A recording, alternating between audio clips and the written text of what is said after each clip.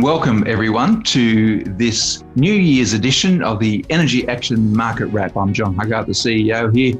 Happy New Year. Welcome to 2021. And let's look forward to what we're going to see in the energy market outlook for this year in what will, I'm sure, be another year of transformation, another year on that journey to net zero, and how we can manage the opportunities and the risks as we move forward there and enjoy some of the benefits that we saw in terms of cost reduction through the course of the last year. So today I'm going to talk about the outlook for electricity firstly, a little bit about what's going on in the gas market, and finally the environmental certificates market with some final insights and takeaways for your decisions for this year, 2021. So firstly, looking at the market now and the electricity market, we're now seeing the traded volumes for 2024, the calendar year 2024, now available on the market.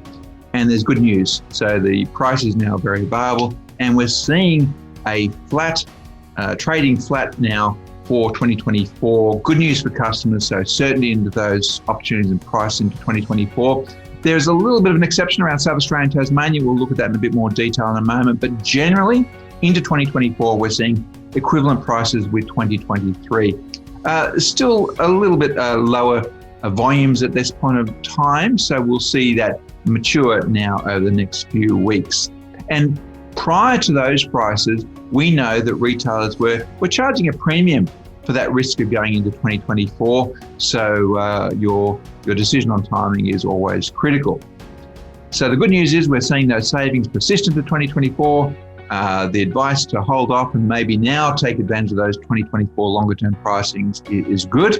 With this price outlook, it's certainly favouring those organisations who've taken advantage of the standard energy supply agreements in which provide you with certainty, flexibility on volume often, and simplicity in terms of contract and risk management. And we see the opportunity now as a result to lock in those savings by extending or considering in your next energy procurement going through into 2024.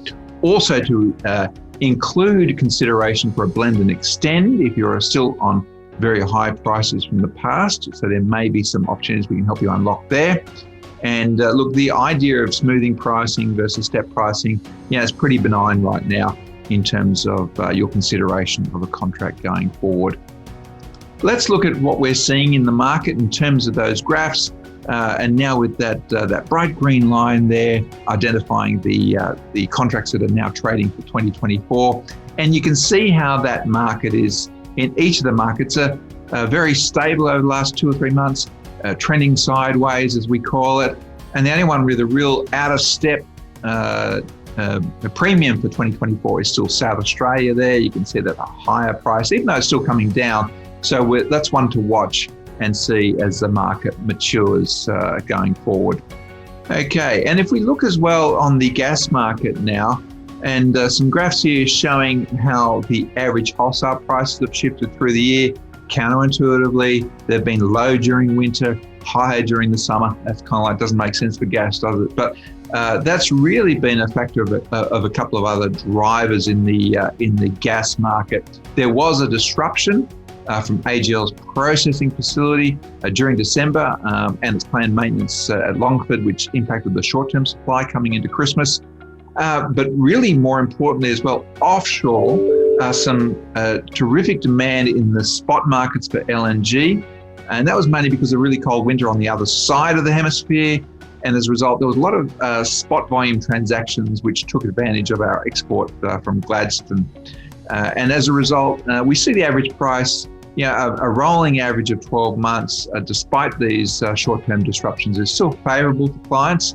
And we expect that prices to trend towards the long term as those outages are taken into account, and we see the northern hemisphere return to warmer temperatures.